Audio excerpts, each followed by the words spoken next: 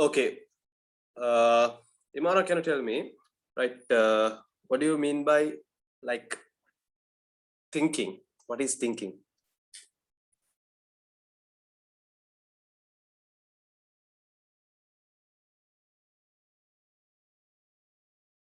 Thinking about a particular thing.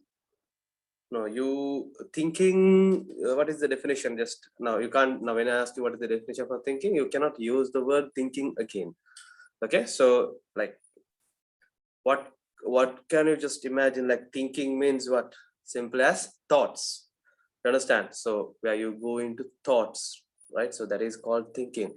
So today's topic would be introduction to thinking and intelligence. So we will be briefly explaining what is thinking and what is intelligence. All right, so let's go through the slides. Thinking is an important part of our human experience and one that has captivated people for centuries. Today, it is one area of psychological study. So now last class, someone asked me about they have doubts on cognitive. Who was that? Cognitive psychology.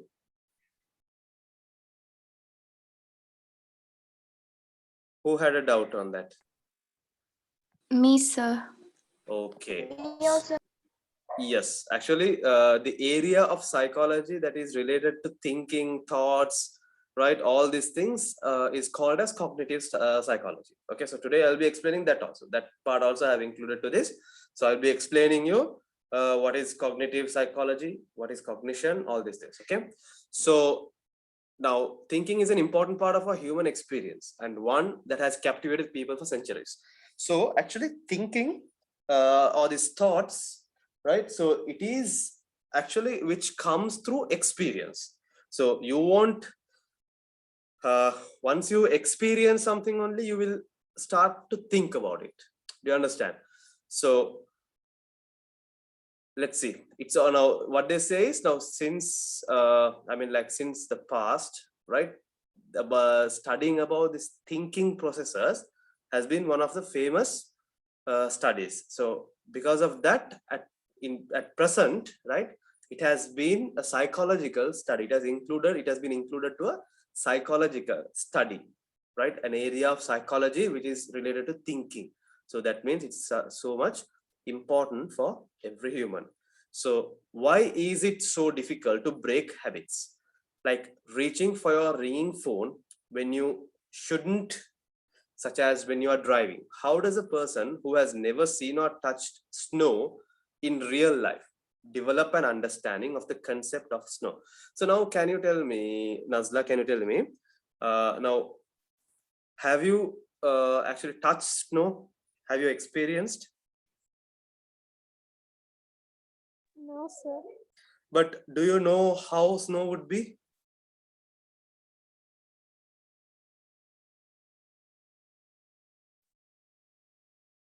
Do you know how snow would be? Like ice. Yeah, it would be, you know, you know how it would be, right?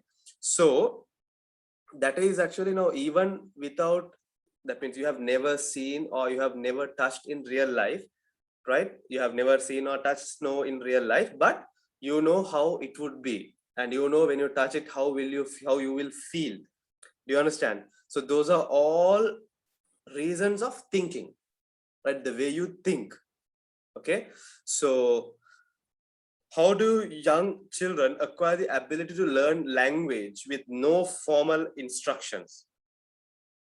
Psychologists who study thinking explores questions like this.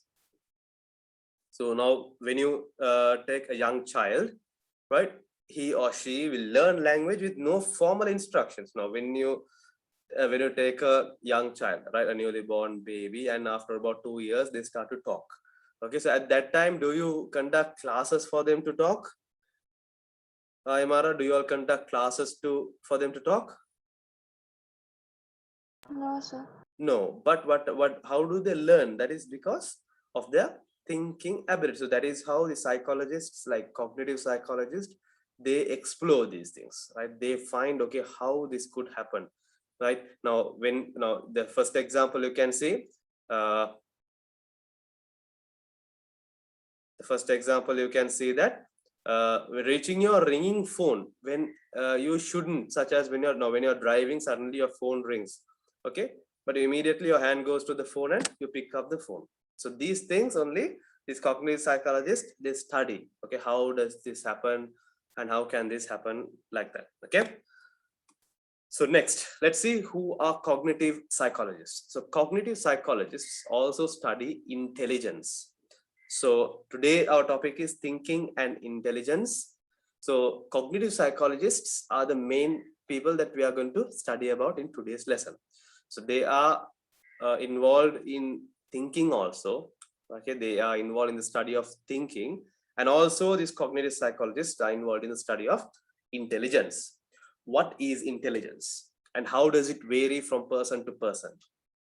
Are street smarts a kind of intelligence? Street smarts means where people, that means the ability to get prepared for any dangerous situation in an urban area. So if there is an urban area, so if some, not all can have that ability. Okay, so what the street smart means, when anyone who has the ability or the skill of like overcoming any dangerous situation in an urban area, so they are called as street smarts.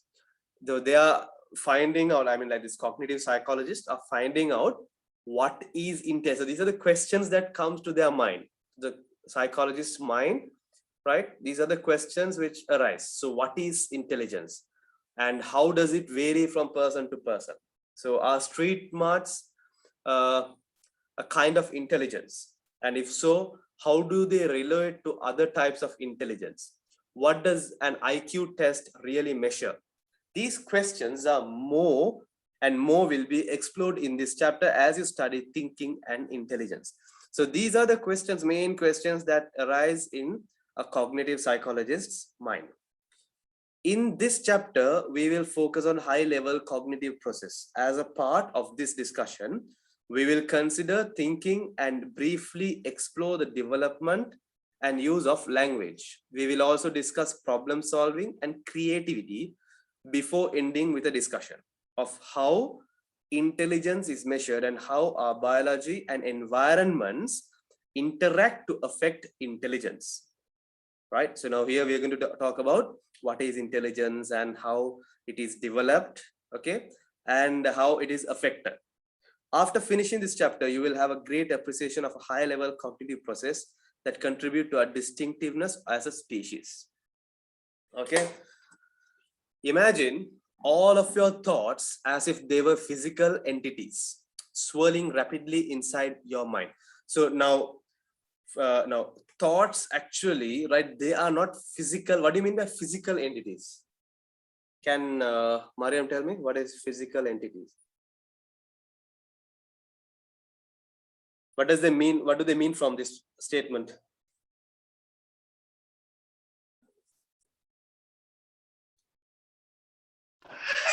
Cannot touch.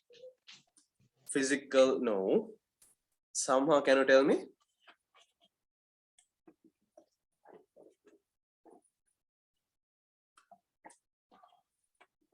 Cannot see. No. Mara, what do you mean by physical entity? What? Living or unliving? No. Actually, physical, now they are telling, now actually your thoughts, can you touch your thoughts? Okay, can you No. take your, no, you can't. So anything, Can't. yeah, so that actually thought means it is something which it is untouched, right? So we it's not a physical object. Means now when you take your mobile phone, you can touch it, so that's a physical, right? Now your physical appearance means, right, if you take a person's physical appearance, means the appearance that you could see outside. Okay, the appearance that you could see. So here what they are telling is, now your thoughts, you cannot see your thoughts, so but they are telling you to imagine that your thoughts are physical. So they are telling that to imagine that your thoughts can be seen. Okay, so that is what it is meant by this statement. So imagine all your thoughts as if they were physical entities. So imagine all of your thoughts as if they could be seen.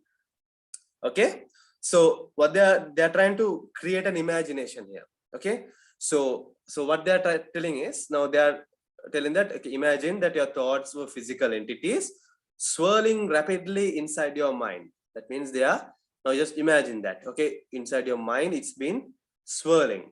How is it possible that the brain is able to move from one thought to the next in an organized, orderly fashion?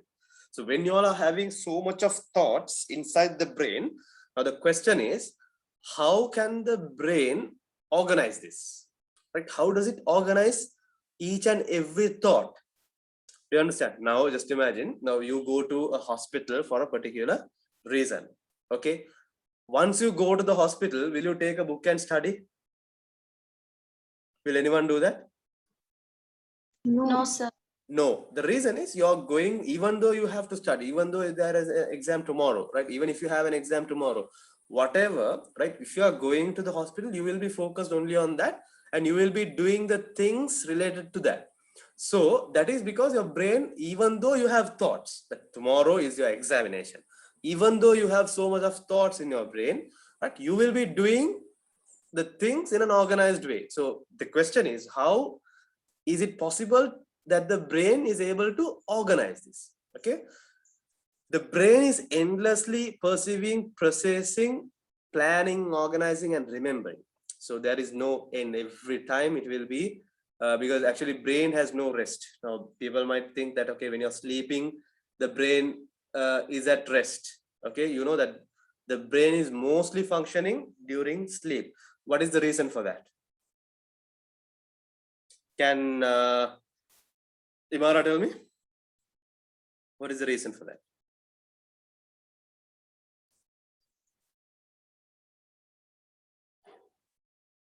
So get dreams. Sorry?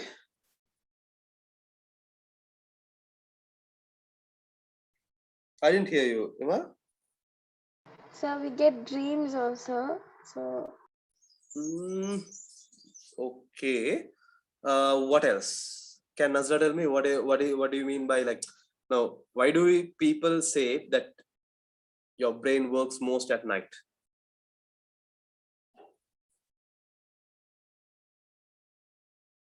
Nazla,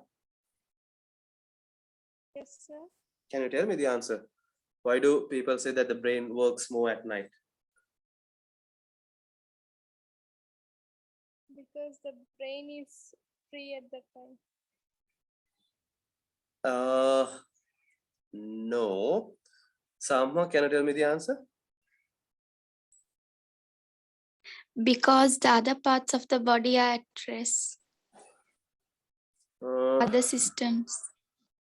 Yeah, that is okay, but actually what I expected was like this. Now, you know, the throughout your whole day, right, you are, your senses are working. Okay, your eyes, your ear, your nose, your taste buds, feel, touch, pressure, everything, right?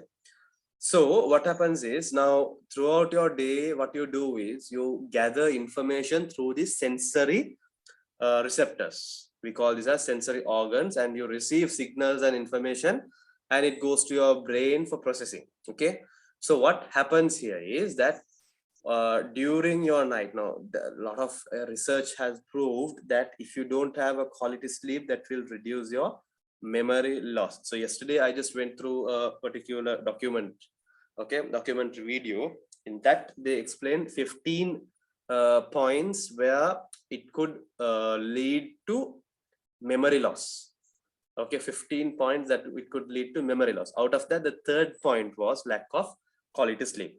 So the reason is, now when you sleep, actually, right, as I told you, from throughout your day, right, now what is the minimum recommended amount of sleep? Somehow, can you tell me what is the recommended amount of sleep for a day? 6 to 7 hours. Yes, so usually it was 8 hours, but what recently they have discovered that even 5-6 hours, right, maximum 7 hours, that would be fine for a person to become healthy. So during sleep, what happens is all your information which you gather during the daytime, right, will be organized within your brain at night. So whatever, that's why sometimes when you sleep and you get up and you forget what happened yesterday. Okay, some things you might forget. Okay, but on the same day you will remember. So that is called short-term memory, STM, right? So whatever the important things within your STM will be kept for some days, and the rest will be cleared each and every day. Right? Each and every day when you go to bed, what happens is your brain clears off all the unwanted information from your brain. Okay, what is not now, when you go for, just imagine that you get into a bus, right? How many people do you all see for a day? You see around thousands of people once you go to town.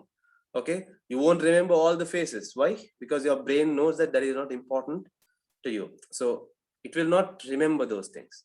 So in your, now when you're walking on a street, sometimes you all might see a lot of shops, a grocery shop, and you all might see a mobile shop.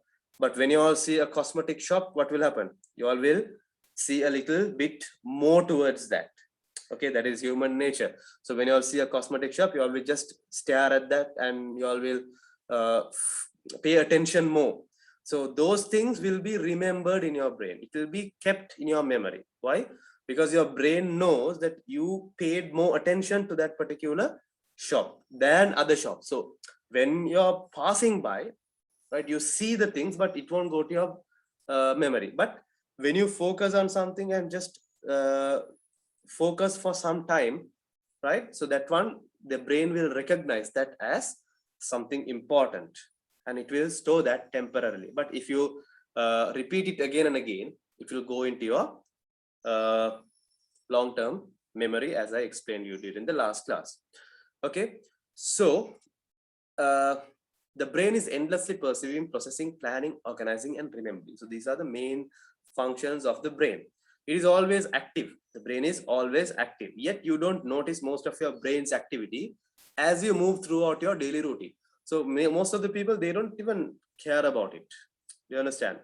They don't even care about this particular brain's activity. So do you all ever think that, okay, the brain is doing this, the brain is, no, you all won't, no one thinks about that. So they are busy with their daily routine, and they don't have time even to think about their own brain. This is the main control system of your body. If this one dies, actually, if this one is damaged, what happens? You won't be able to raise your finger, right? So this is the main control system of the body. So you should be much more caring about this, that you have to pay attention on this particular organ of your body.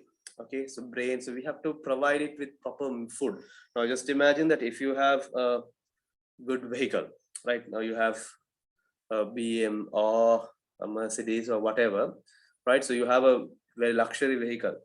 Okay, so how will you look after that? Can Mariam tell me, how will you look after that vehicle? In a very good manner. Yes, you all will be like, I mean, you all will service it on time, you all will pump the best fuel, all right? So you all will not, I mean, you all will not let others to drive that vehicle, because you all take care of it. Okay, so the same way, right? So that is just a material. So this brain is much more valuable than those material things. Okay, so we have to think, okay, if this, because you get those things also if you program the brain in a positive way. So whatever you have to just spend some time. Now all of you all have these YouTube packages and everything. Spend some time watching videos about how the brain functions, and what are the main I mean, like, how we can take control of the brain. So these are the main things that you can have positive changes of your life. Okay, so people are very busy with their daily routines, and they forget, right? They don't notice your brain's activity. This is only one facet of the complex process involved in cognition. Simply put, cognition is thinking. Cognition is thinking. and it encompasses the process associated with perception, knowledge, problem solving, judgment, language, and memory. So always remember, cognition means where a person studies about all these areas, okay? Thinking, perception, knowledge, problem solving, judgment, language, and memory. So all these things comes under cognition. So a person who is specialized in cognition is known as cognitive psychologists. Scientists who study cognition are searching for ways to understand how we integrate, organize, utilize our conscious cognitive experiences without being aware of all the unconscious work that our brains are doing. So cognitive psychologists, what they do is how these cognitions are integrated, organized, and utilized. Okay, so that is their main study is how these cognitions, that means perception, knowledge, problem solving, judgment, etc., are integrated, organized, and utilized. So that is their main duty, the study of those things. Okay, let's see, what is cognition? Upon walking each morning, you begin thinking. Okay, when you're walking, you begin thinking, contemplating the tasks that you must complete that day. In what order should you run your errands? Errands means a short journey, right? A short journey is called as errands. So upon walking each one, just imagine that you're walking for a class, or you're walking somewhere, okay, in the morning. So what do you all just blindly walk? No, you all keep on thinking, okay, today what am I going to do? After I go reach that place, what should I do? Okay, today during the daytime, what should I do? During evening, what should I do? What are the classes I have? So these are the things that comes in your mind when, even though you're walking, these are the things that comes to your mind. Should you go to the bank, the cleaners, or the grocery store first? Can you get these things done before you head to a class? Or will they need to wait until school is done? These thoughts are one example of cognition at work. Okay, this is due to the work of cognition. Exceptionally complex cognition is an essential feature of human consciousness, yet not all aspects of cognition are consciously experienced. So there are, cognition means not only conscious experiences. What do you mean by conscious? Can Mariam tell me what is conscious? State of awareness with knowledge. Very good. So that is due that is anything that happens with your awareness, right? That is called as conscious. So remember this, that cognition is always not conscious. It happens unconsciously. Cognitive psychology is a field of psychology dedicated to examining how people think. So remember this, okay? Cognitive psychology is the field of psychology dedicated to examine how people think. It attempts to explain how and why we think. It attempts to explain how and why we think the way we do by studying the interactions among human thinking, emotions, creativity, language, and problem solving, in addition to other cognitive processes. So that is the field of study where how these people think, how they study about how human thinking, emotions, creativity, language, and problem solving are interconnected, how we can connect this. Now some people, what happens is, now thinking and emotion, can you just give me an example? Okay, can you just give me an example? Somehow give me an example for this. How can we relate thinking and emotion? Can you give me an example?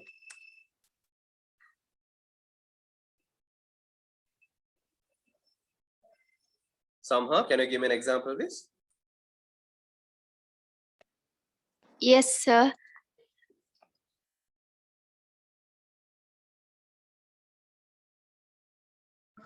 Thinking of an incident and being happy or sad, feeling happy or sad. Yes, that's true. So now when you think of something, now sometimes you might, if you think about a person who have passed away, right, recently, right, a person who was very close to you passed away, right? So that one will bring an emotion of sadness. Okay, so, and also you can think about something creative, right, and that becomes a creative idea. Okay, you can think about a new language, right? You can think and solve problems. So that is how it is interrelated. In addition to other cognitive processes, cognitive psychologists strive to determine and measure different types of intelligence. Why some people are better at problem solving than others, and how emotional intelligence, we call as EI, emotional intelligence means EI, affects success in a workplace. So can someone Nazla, tell me, what is emotional intelligence?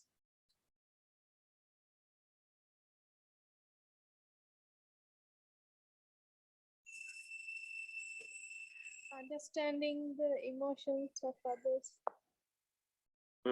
Imara, can you tell me? Controlling the emotions. Yeah, we can say like that. So it's like this. Now, emotional intelligence means how you take control of your emotions, right, in a positive way. So now some people, most of the people, they are lacking this, but including myself some at times. Okay, so because no one is perfect, so at times what we do is like we are unable to, now just imagine if something like negative happens to you, right? It can be like now, as I told you, same example, right? Now you just think like you have been studying continuously for an exam, and suddenly you do the exam, and you continuously for about 1 year you study for an exam, and the day before the exam, right, just imagine if a student is going to go for the exam, on the way he meets with an accident, right? He meets with an accident and he won't be able to do the exam. So at situation like that, is it easy for us to become positive, to control our emotions? No, sir. Yes. Oh, Yes. sir. Yeah, the reason is, right, emotions is very difficult to control at a to control it, take control positively. So that is a different field we call as emotional intelligence, right? So that is you'll have to understand about it. So how emotional intelligence affects success in the workplace. Now in a workplace, now if you are working in an office, right, this emotional intelligence is one of the key factors that you all should have, right? If anyone is weak in emotions, right, that person is not actually eligible for a particular job, even because when you go for a workplace, you will have to face a lot of obstacles. All right, so in all those obstacles you cannot simply be emotion, because that is you're just an employee, understand? So a person who is employed in a particular office should have this emotional intelligence, high rate of emotional intelligence, right? How to tackle a particular negative situation, how to transfer that into a positive emotion, right? So you should not take anything personal, right? Even in an work environment, you should never take anything personal. Okay, they also sometimes focus on how we organize thoughts and information gathered from our environments in meaningful thoughts. Yeah, so this is what a cognitive psychologist do. So you all can read this and understand. Concepts and prototypes. Now listen to this, right? I'm going to explain you what are concepts and what are prototypes. The human nervous system is capable of handling endless streams of information, right? The sensors serve as the interface between the mind and the external environment, receiving stimuli and translating it into the nervous impulse that are transmitted to the brain.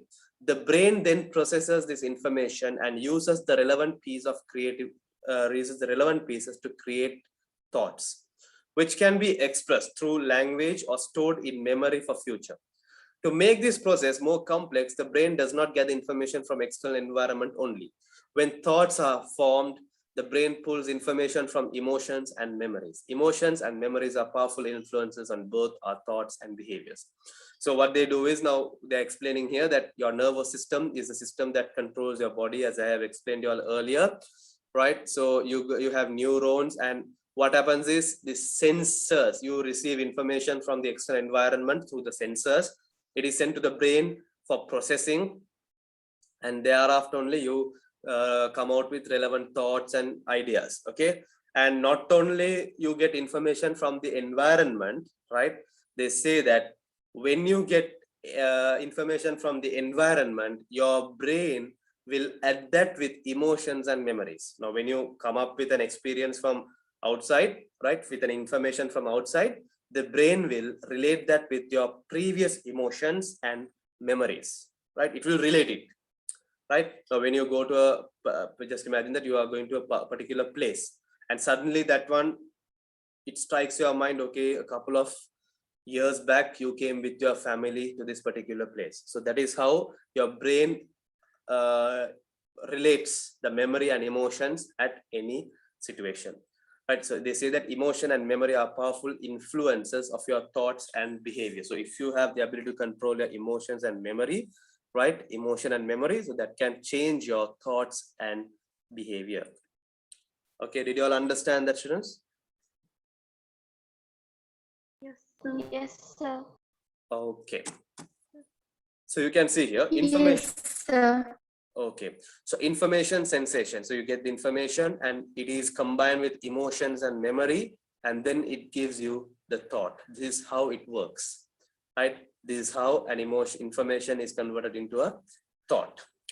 Sensation and information are received by our brains, filtered through emotions and memories, and processed to become thoughts. Okay, so this is what happens. Information, you receive information, and then it is combined with emotions and memories, and then it is put out as a thought. Concepts. In order to organize this staggering amount of information, the brain has developed a file cabinet of sorts in the mind. Okay, so cabinet means where you, so in all of your homes there will be a cabinet. So you, in a cabinet, what do? You organize things. Okay, you organize souvenirs, you organize your medals and all these awards which you get, you organize it in a cabinet.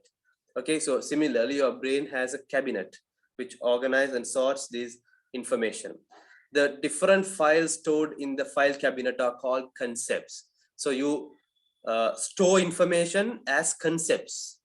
Okay, different concepts, you store information in your brain in the form of concepts. Concepts are categories of or groupings of linguistic information. Linguistic means language information. Now if you are good at languages, right, so you store information related to language, images, ideas, and memories, such as life experiences. So concept means it's a grouping of information, images, ideas, memories, and life experience. Okay, so concepts are in many ways big ideas that are generated by observing details and categorizing and combining these details into cognitive structures. You use concepts to see the relationship among the different elements of your experiences and to keep the information in your mind organized and accessible.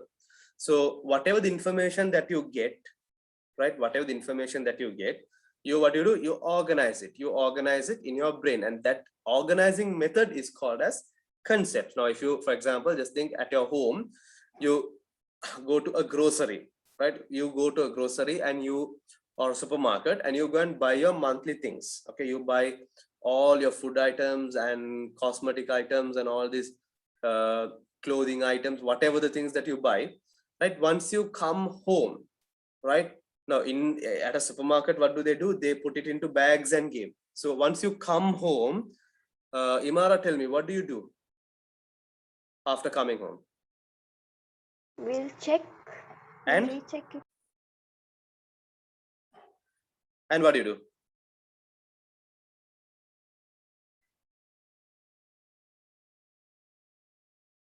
Usually bring the things and keep it at home, and what do you all do? Someone tell me. We'll arrange it.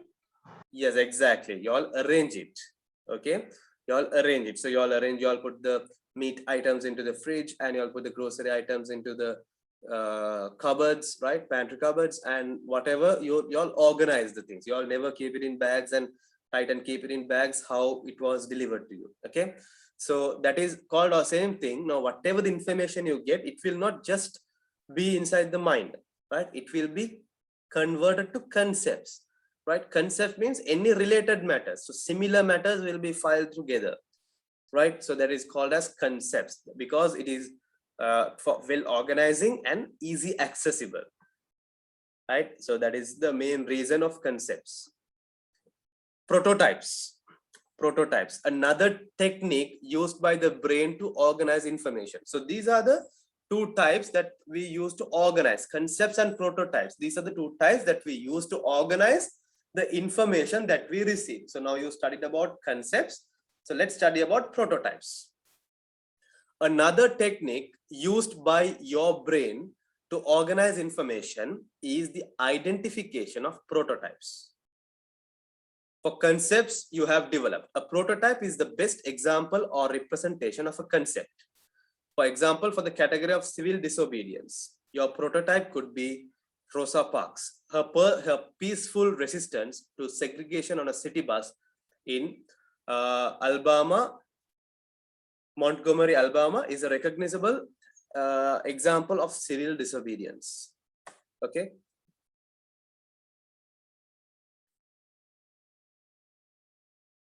Give me a second.